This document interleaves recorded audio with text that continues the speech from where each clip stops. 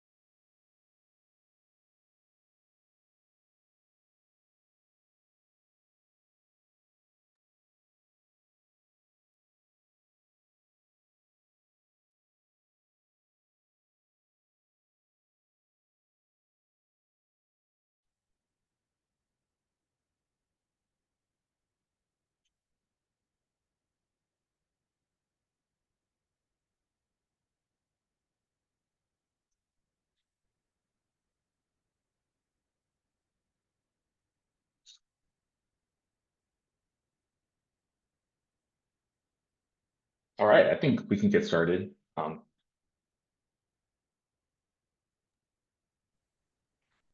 Let's do it. Let's do it. Let's go to the next slide.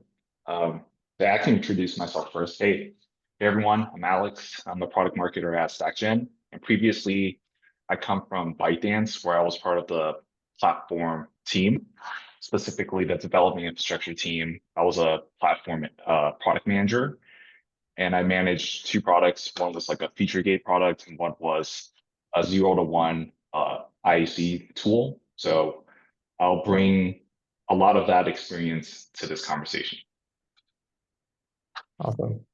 Thanks, Alex. So great to meet everyone. My name is Aaron. I'm a AI product manager here at StackGen, where I lead the AI initiatives around the company, and come from a CI/CD background at Salesforce and NVIDIA. So great to meet everyone.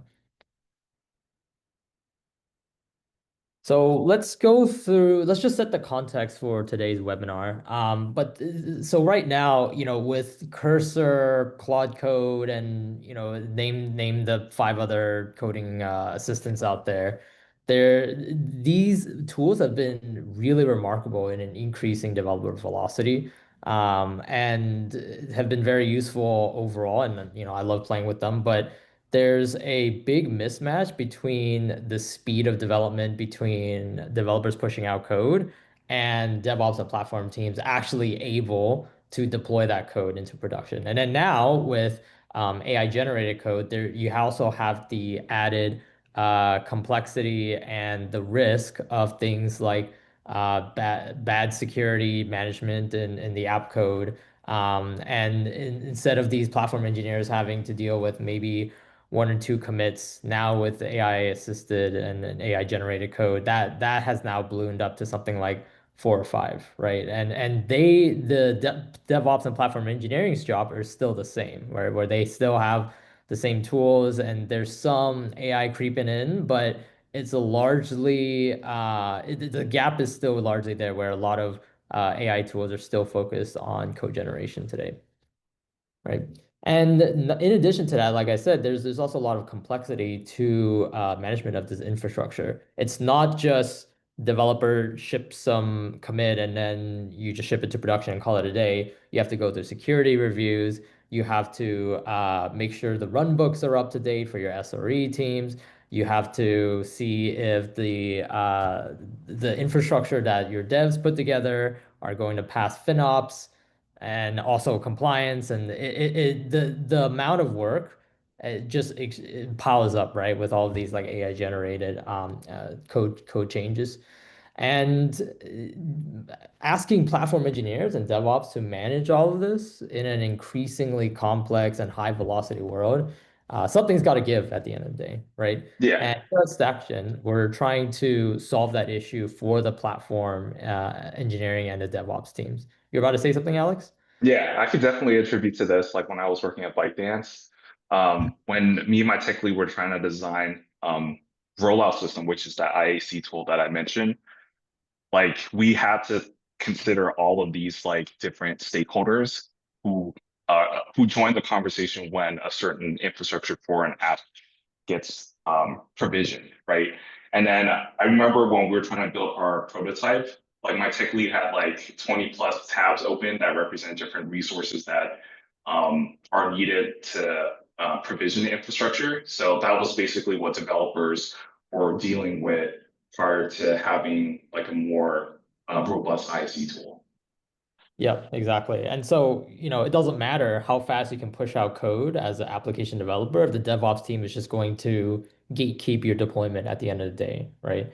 And it's for good reason too. It's not, DevOps are not slow for slowness sake. There's a lot of complexity that goes into the DevOps organization and how things are handled to make sure that all these services are as reliable as possible, right? But at the end of the day, DevOps tools are still very far behind the coding assist tools in that sense. So let's talk a little bit more about the infrastructure workflow. So there's a couple buckets and stages that an application has to go through, right, before it's fully deployed.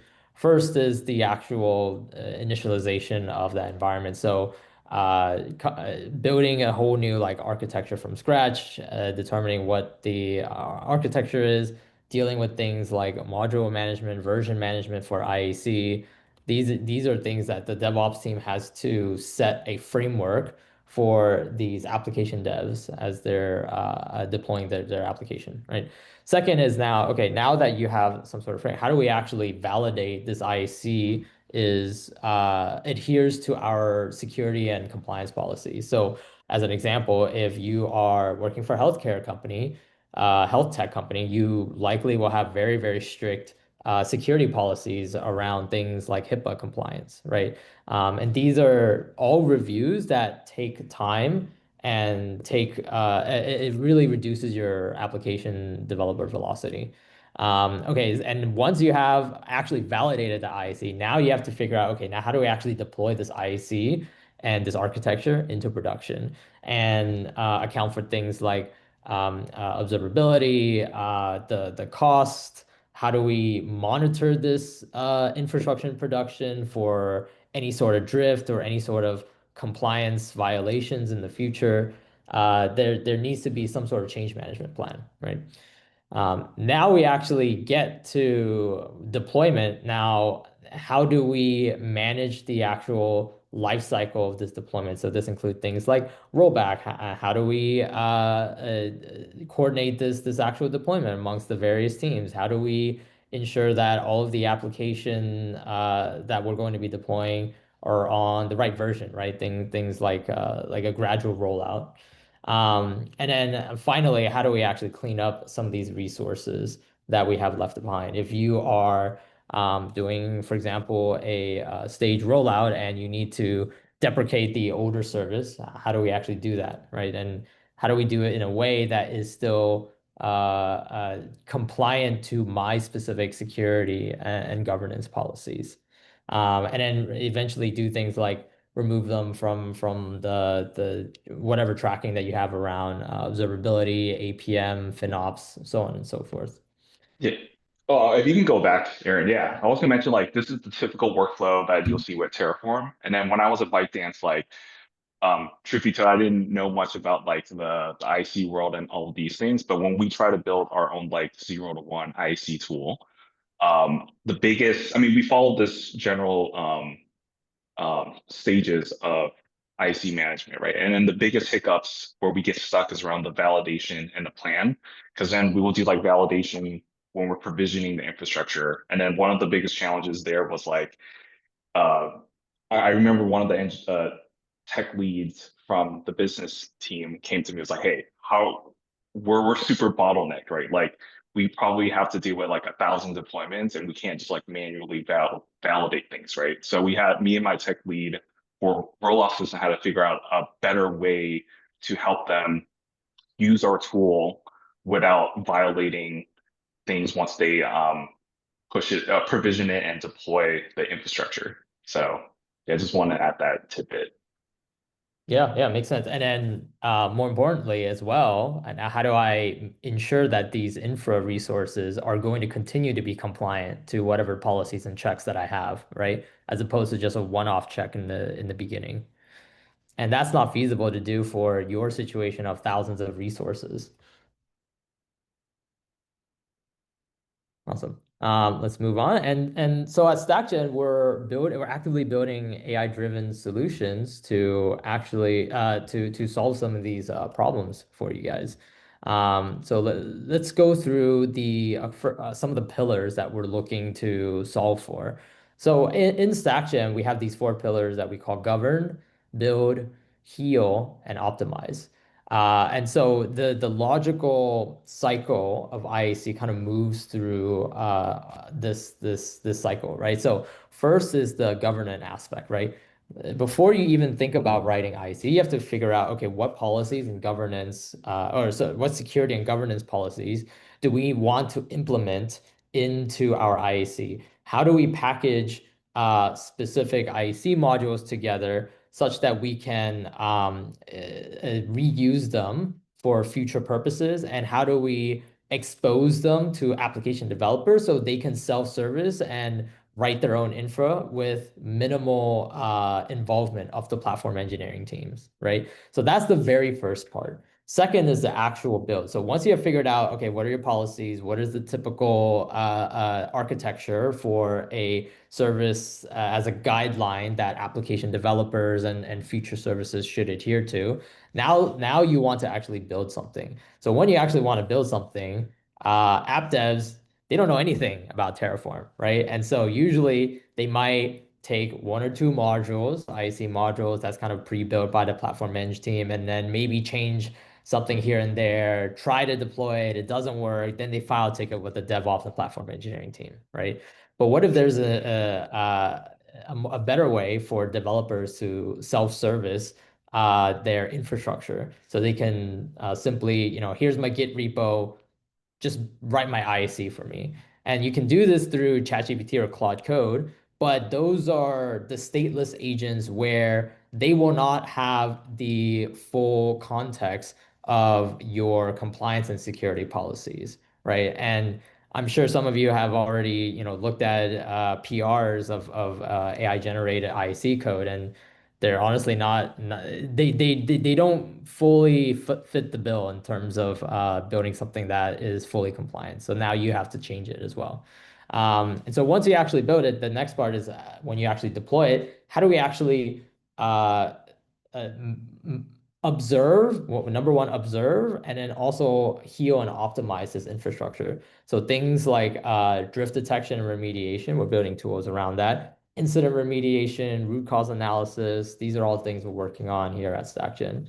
And then last is the optimized side, right? So after you deploy infrastructure, there's usually a period, especially if you're doing a new architecture, there's usually a period where you're constantly optimizing for certain objectives, right? That could be latency, that could be throughput, it could be cost, so on and so forth. Or it could even be, hey, like I found some security or compliance issue, right? Now I need to optimize this infra and make sure that it adheres to the original goals of this architecture. So these are the four pillars that we're tackling here at StackGen. And today I'll show you some of the tools around some of these pillars. Any questions so far, Alex? I can't see if there's any questions. Otherwise, No, you can keep going. There's no questions from the audience. okay, awesome. So first, let's talk about governance. So this is StackGen's original product, where we allow developers to essentially specify what policies will be active for IAC that is generally written. So no more, no more having app devs write IAC, or even just maybe another member of the platform engineering DevOps team writing IAC, and they're not fully up to date with all of the compliance and security policies. You can use the StackGen platform and simply add a new resource, configure a project in StackGen with all the relevant policies for your organization. This can be NIST, HIPAA, GDPR, so on and so forth. We have a bunch of built-in policies, but you can also configure your own policies. And when anyone uses StackGen platform to generate IAC and infrastructure in the future, these policies will be automatically applied to that architecture. So you can rest easy that there are no security and compliance policies for any IC generation in the future through StackGen or StackGen agents.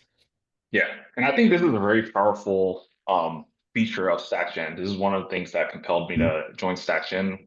Um, with my background as the platform product manager at ByteDance, because this little thing caused a lot of issues at ByteDance where like I'll be in tons of like night meetings talking with the different business teams on how they want to put this into code, right? So they'll essentially create extensive YAML files to try to define this. And then even when they try to use it, things pop up towards the later part of the pipeline, provisioning pipeline. They have to like rewrite the YAML again. So that's like on an individual team level.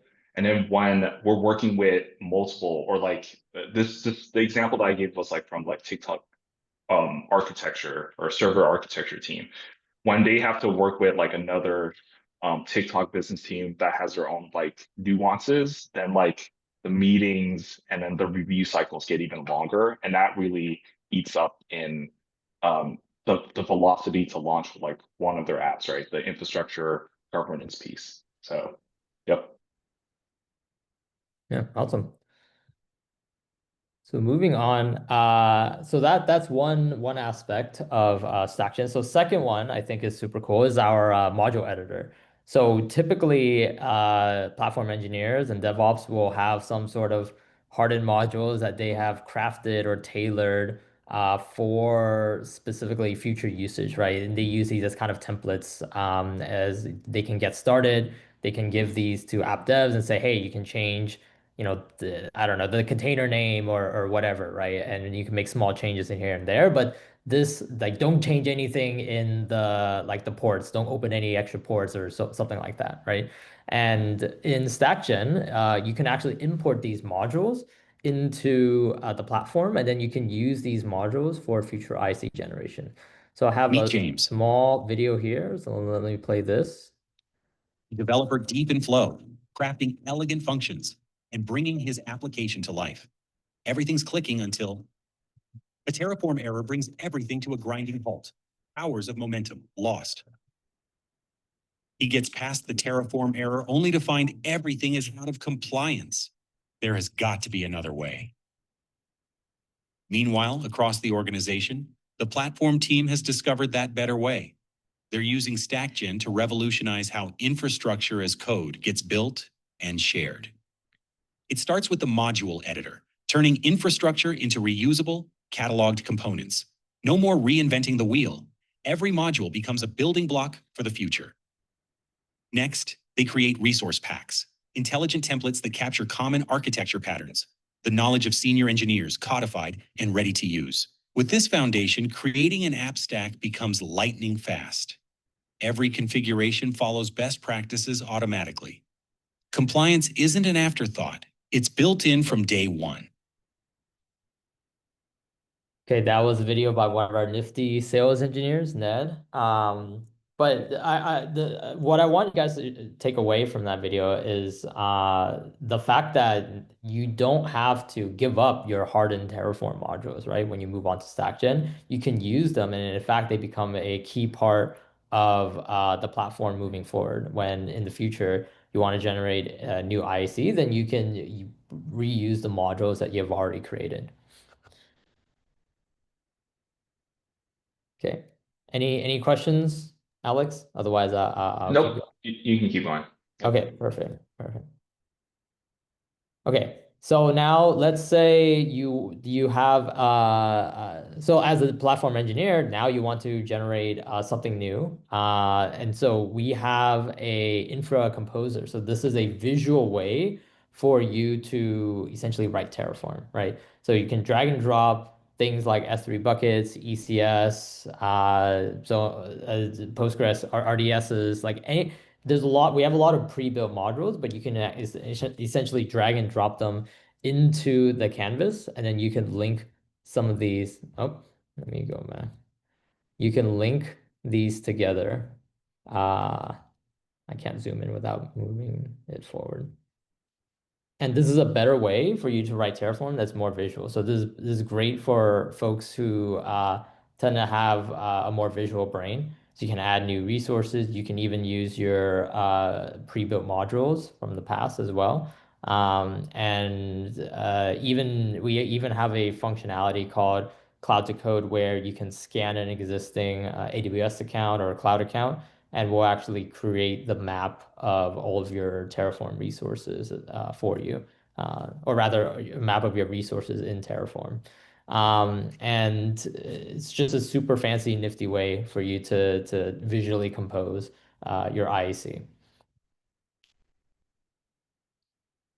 while also making sure all of your policies are being followed. Again, once you define the policies for your specific app stack then and your project, then that will get applied to every single operation. So if someone decides to, for example, like open a port to the internet, our policies will warn you and also not allow you to export that IAC.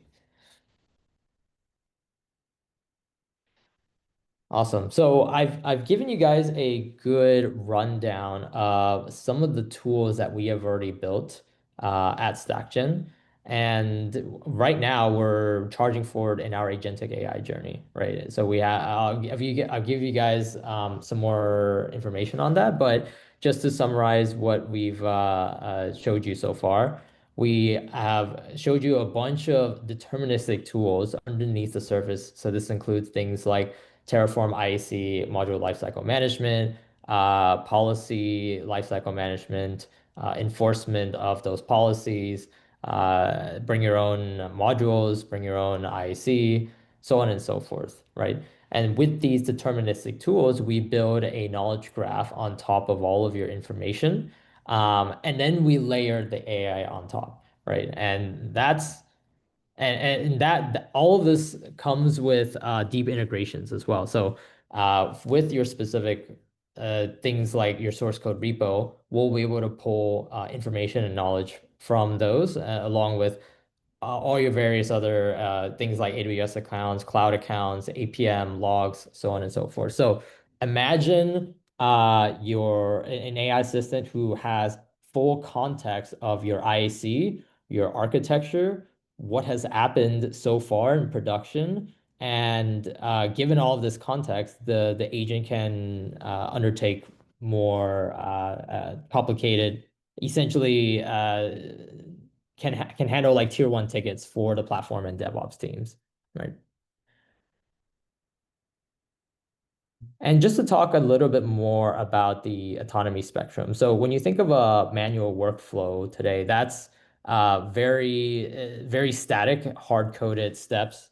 And so for DevOps, this can be init and validate, plan and review, apply those changes, and then you kick off the CI/CD, right?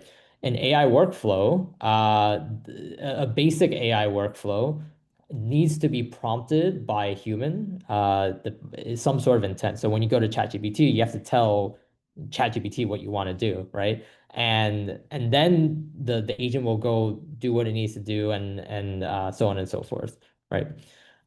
For an agentic workflow, especially within the StackGen platform, our agents are triggered by specific events that occur in your environment. So here, this is a drift detection and remediation workflow. So when our platform detects any sort of drift, the agent will identify what the solution may be based on the context information it has from your IAC and any runbooks you may or may not have. And then that will get sent to a human for approval, and then those changes will be applied, and then the relevant CI/CD CI/CD pipelines will be kicked off if necessary. In the future, we'll have these agents, humans will define specific intents for these agents, these agents will automatically integrate with your production environment and scan for things like drift and also incidents. And with the contextual knowledge through both your IAC, plus your runbooks, plus your context information, plus your source code, everything that a human utilizes today to figure out what to do next, the agent will have access to that. And then also some instructions or goals for this agent. So you might set a goal for incidents like, hey, I want latency to be under X amount, right? And if it's over this amount, then kick off a remediation workflow. And the output will be, new IC, optimize IC, update runbooks. It can also be things like even suggesting code changes, right? It could also be some sort of action that you need to undertake in your cloud account, right? And this is the spectrum that we're building towards. So right now we like to think of like kind of 5 levels of the autonomy spectrum. Level 0 is just tools, no AI capabilities. Number 1 is basic NLP inference. 2 is task automation, reasoning and planning for number 3. 4 is learning and adaptation. And this is also learning from the history and previous runs over time. And then number 5 is full autonomy. So where we are today is kind of in this like level 2, level 3 bucket, right? So we are building a knowledge graph. We're building human in the loop workflows. We're trying to build essentially the smartest, or we're trying to surface the smartest context to the agent as possible.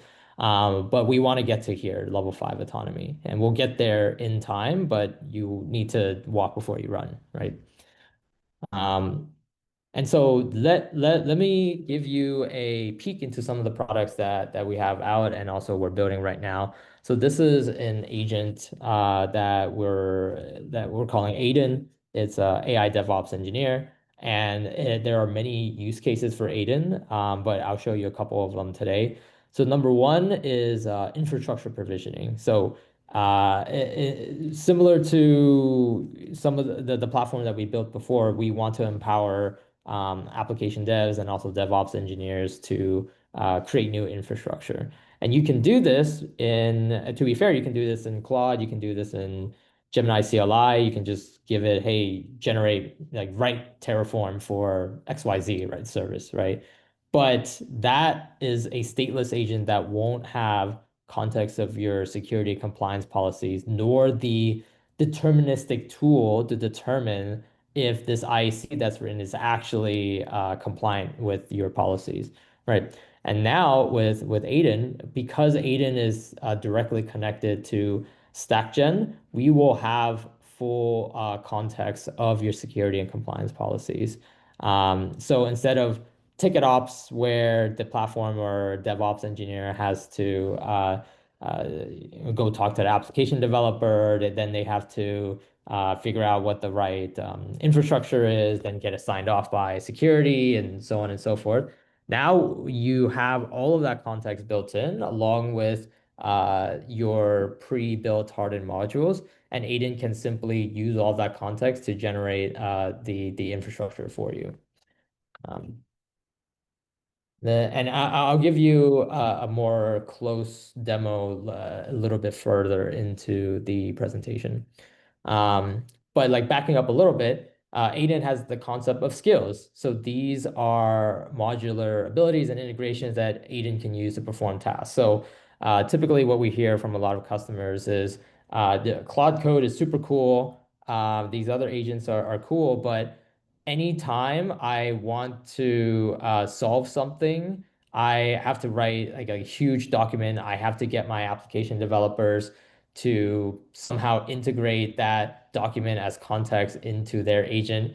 Nobody ever reads, no one ever does what I ask them to. And at the end of the day, they still have to contact me for any infrastructure operations, right? But with Aiden, you can now write one skill in Aiden. So this can be something like, oh, analyze the logs for my service, right? And the developer themselves can now try to debug their service in production as opposed to going through SRE or DevOps, right? You can also write an Aiden skill as an example to do infra provisioning or even do something like estimate the cost of their service in AWS, right? Because Aiden has those integrations, you're able to write these specific skills that are then surfaced to users, your app devs, or even other DevOps engineers. Cool. Alex, any questions? I know I've been talking for a little bit. Nope, you're good. Okay, awesome.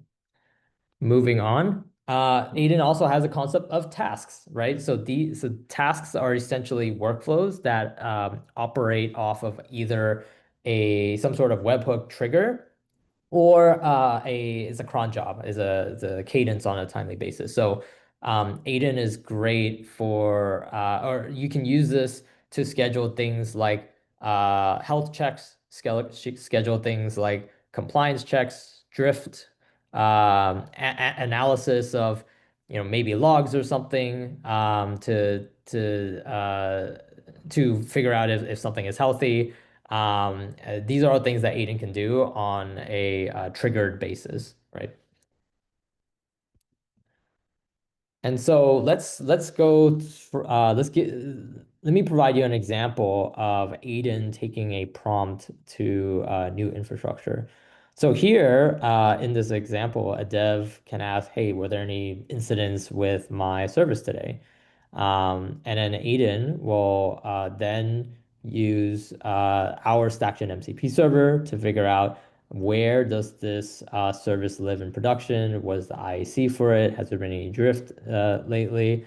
And figure out what are the specific places in the infrastructure to look for this particular service. And then number two, use all this context information to understand what would be the potential fixes to any production incidents.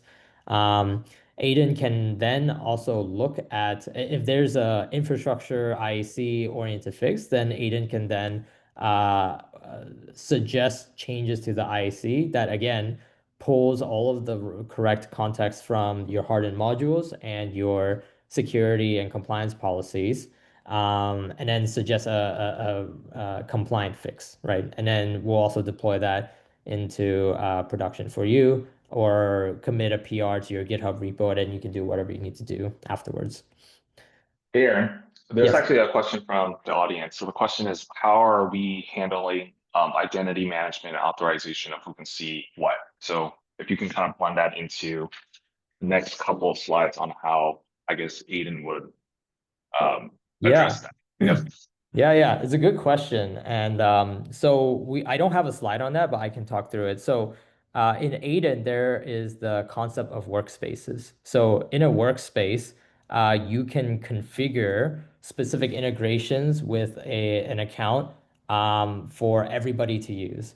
Now, typically it's up to the app devs on what permissions this account has, but my recommendation is you should give this account for read-only permissions, right? And for if a user wants to actually take an action, then the user will now have to configure a personal account where that account has the permissions that they need to, for example, like resolve their incident. So let me give you an example. So as a platform engineer, you might configure Aiden with read-only permission to logs for your AWS, right? So then if any developer comes in and ask like, hey, is my service up and running or has there been any issues?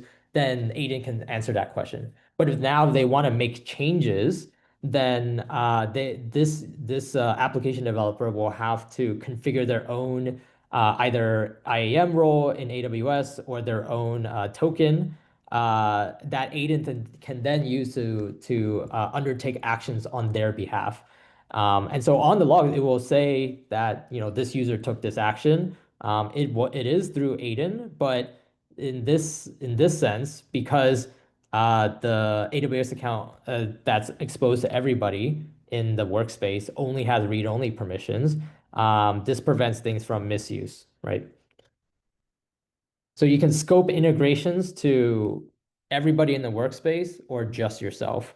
So typically, if you're an application developer, you probably have God powers on your AWS account, then that is what Aiden will use. Versus if you're an application developer, you just got added to an Aiden workspace, then you only have the read-only account. Or maybe your application dev won't even have a read-only account for everybody. It just says, hey, just connect your own AWS account to Aiden, and then Aiden can take care of what you need. And this also applies to conversations, right? Let's say like one person has authorization to have a conversation of Aiden on select resources or whatever, and then they cannot share that conversation to someone who doesn't have that privilege, right?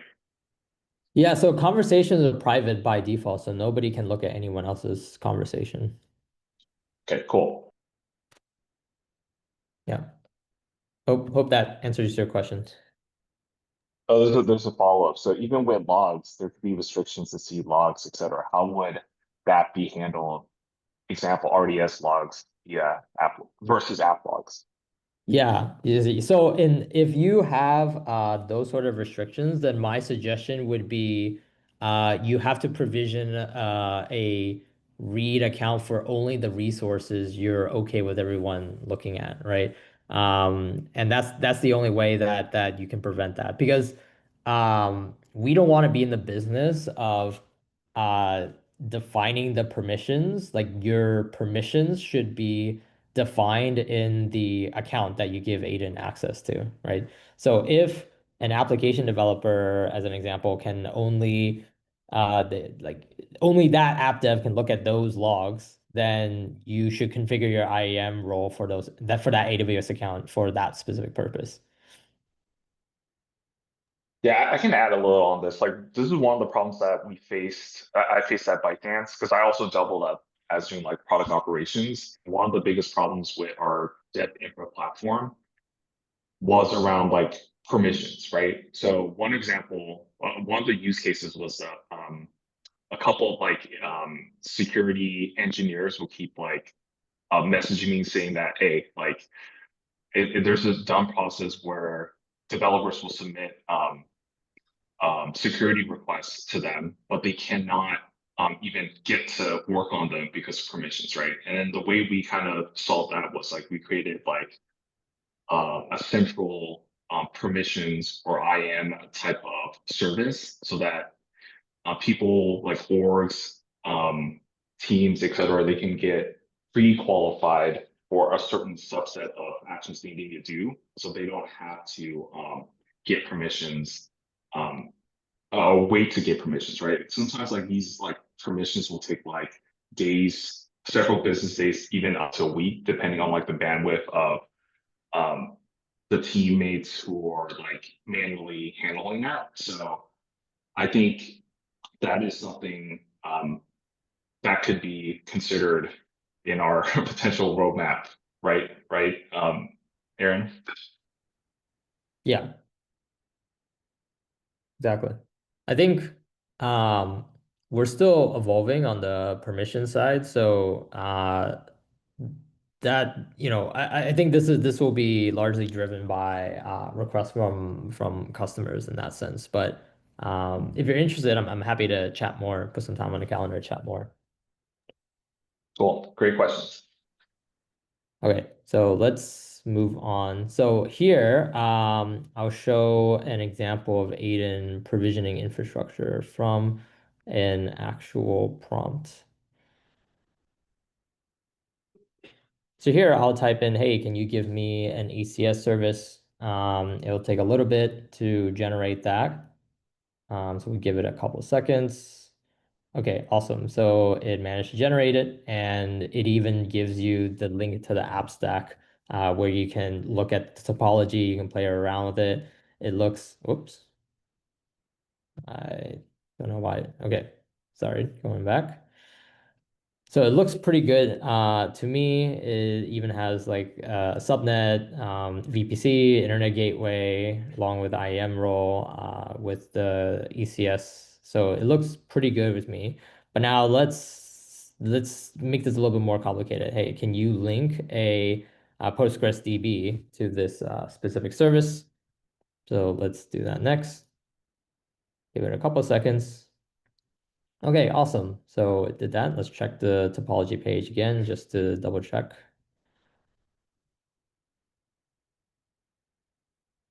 And there's a DB RDS up here, as you can see. That's great. So let's do one more. Can you add a S3 bucket? So pretty straightforward, right? Let's okay, awesome. Let's check out the topology one more time. And there's my S3 bucket on the left right here. Awesome. So just to give you guys an idea of how Aiden does infrastructure provisioning, it uses the deterministic StackGen platform underneath the surface, right? So that means that the policies that you have defined for your organization, the security and governance policies, will be applied on IAC generation and AppStack generation, right? So so you can give this tool to maybe a more junior DevOps person or application developer, and you can say, hey, Aiden is preloaded with our security and governance policies and our hardened modules. So Aiden will be able to figure out what the right IC to generate is for your specific use case. And so this frees you up to not have to do ticket ops and answer all these IC generation requests from application developers. Of course, at the end of the day, you probably will still need to look at the IC before you take it to production. But for something as like staging, and it gets you there like 80-90% of the way there, right? So you just need to review it one more time. Maybe you make some small changes here and there. But it generates a massive amount of velocity for your application developers. Okay. And here is another example of our IAC generation. And here, this is I believe, someone uploaded an actual architecture diagram, right? And then we also, and here's the architecture. It's a Lambda function, connected S3 bucket, logs going to CloudWatch. And then you can also type a little bit of text for what you want as well. And StackGen will now automatically build all of this or write all this IAC for you. Again, with all of your compliance policies in keeping all of them in mind.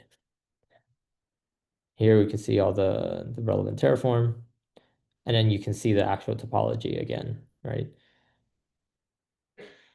Here's all the policies that's applied, and then here's the IAC that's given to you at the end of the day. And then so that you can export that, submit a PR to GitHub, and call it a day. You can also use our MCP server if you want application devs to just they typically live within our IDE. So you can use our MCP server, and they can have Cursor or Claude Code or whatever talk to StackGen directly to James generate discovers the IC. StackGen MCP. Instead of wrestling with Terraform configurations, he simply asks for an app stack that matches his needs. In seconds, he gets detailed recommendations, not generic templates, but infrastructure specifically designed for his use case, backed by his organization's proven patterns. One command later, the app stack downloads directly into his Terraform folder. Whether he needs AWS, GCP, or multi-cloud configurations, StackGen delivers the right Terraform for his target platform. James is back to what he does best, building amazing applications. Awesome. Any questions so far, Alex? Otherwise, Nope, we're good. okay, awesome. And then lastly, I think this is either last or second to last. So you can also use Aiden as a general workflow tool as well with context of your infrastructure. So here, Aiden has a specific skill that allows you to generate documentation for Terraform code as an example within your Git repo. So here we'll select the GitHub expert. We'll type in a short prompt, hey, could you generate documentation for Terraform code? And then now we can query Aiden and say, hey, for this Terraform file, can you generate this documentation for me? You can also trigger this as a webhook, right? In the actual in your GitHub actions, you can say, hey, write documentation for this Terraform. And this is a general workflow authoring tool that Aiden can is uniquely positioned to solve for, as we have context of your IAC and environment. Okay. And then lastly, So we still have a couple more in the heal and the optimize stages. So I think there's like 3 more slides. Just okay. I forgot how many there were. Okay, so here, let me show you an example of Aiden analyzing infrastructure for compliance violations, right? So here we have a video, or we have a prompt via DevOps engineer saying, help me summarize all the compliance violations.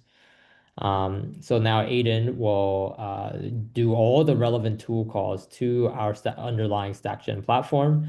And then we can show you, hey, these are all the compliance violations that you have. So you need to fix these violations before you commit them.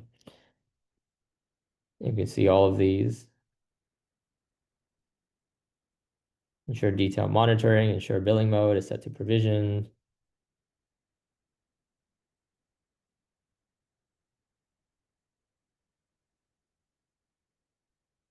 And so this is a super powerful tool for managing your app stacks and your IAC, right? Because now you can have a natural language interface into modifying your IAC and your architecture.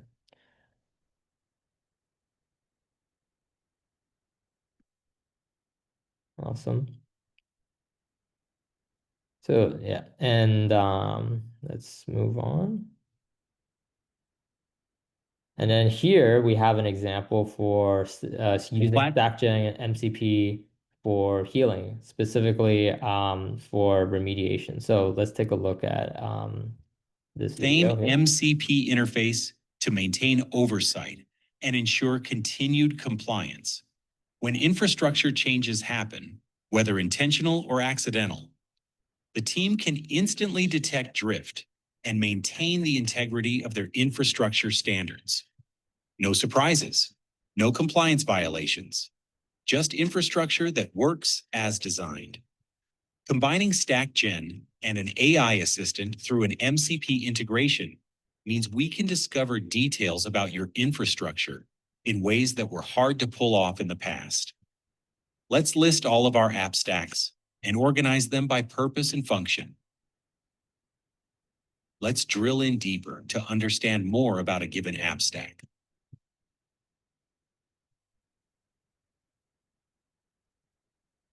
Let's find out more about app stack dependencies.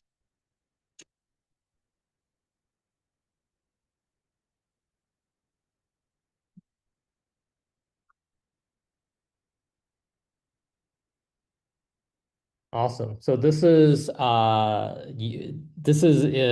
demonstration of our MCP being used for drift detection. So we have built, so our drift detection tool is deterministic. This is not an AI, going and scanning. This is something that we've built. But you can use your coding assistant to connect to our MCP to analyze these drift and be able to use your assistant to manipulate or rather interact with the StackGen platform to figure out what drift that you can fix, and we'll give you suggestions on how to fix it as well. Awesome. Here's a use case in the optimized category. So here you can give Aiden a prompt to look at what are the costs for your specific resource, right? And Aiden will automatically query your AWS and then also give you that list of what the resources and that you have running and what are the costs. So here you can see, just want to point out on the right-hand side, an AWS expert. So this is something that we built ourselves. It's more capable than the AWS MCP for our specific use case, for very DevOps and platform engineering specific use cases. So you can give Aiden a natural language query prompt and execute that, and then Aiden will automatically fetch all of that relevant information for you.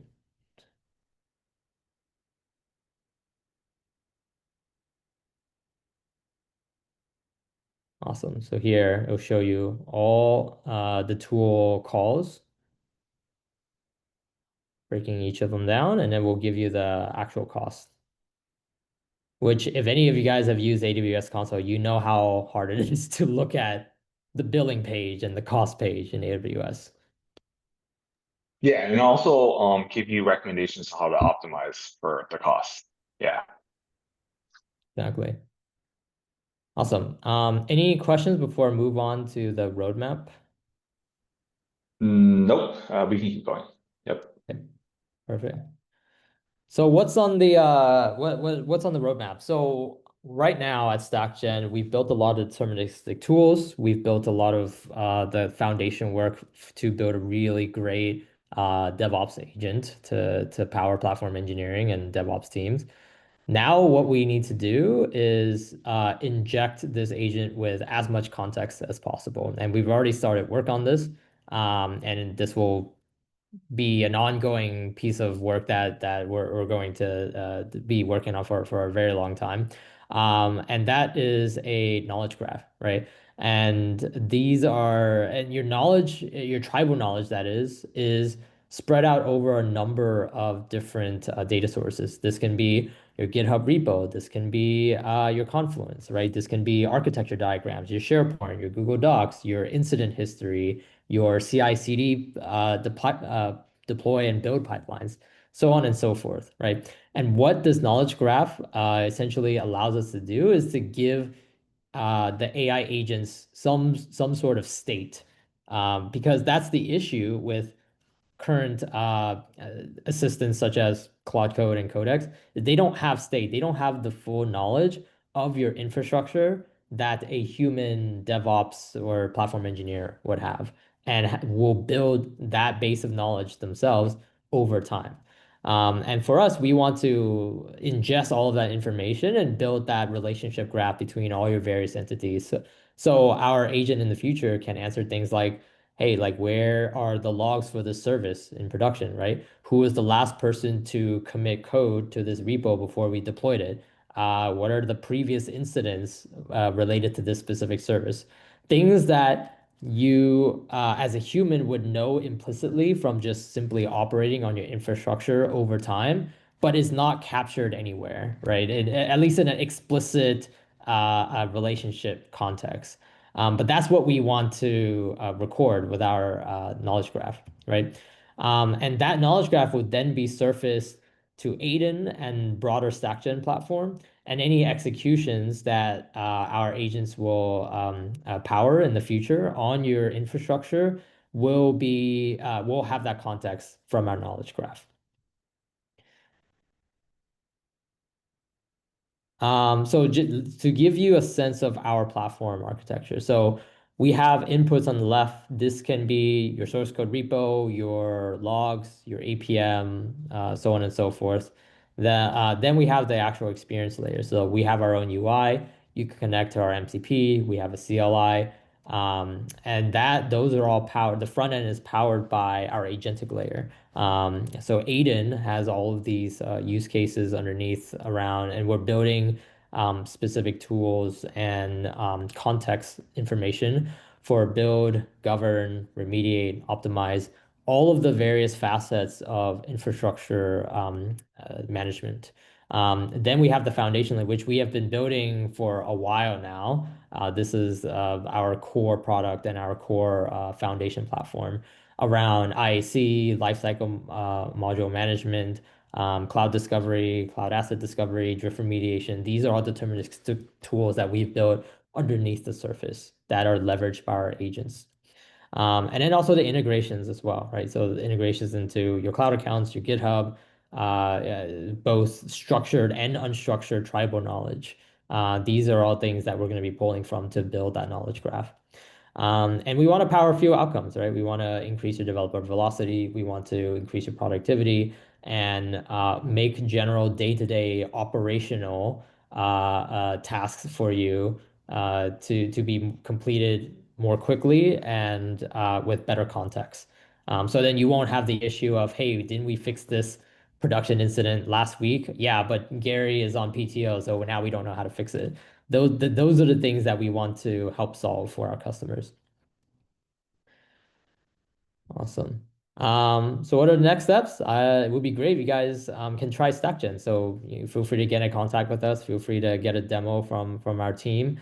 And you can also try Aiden today. You can sign up at aiden.stackgen.com and you treat this as a platform to lower your ticket ops so then you can focus on the strategic items that really matter and drive organizational change. And I'm sure you guys don't appreciate having to write IC every other day for an app dev team, right? So that's what we're trying to solve for you guys. And I think that's all that we have. And I think this is really great timing as we only have a couple minutes left. So happy to answer any questions that anyone might have at this point in time.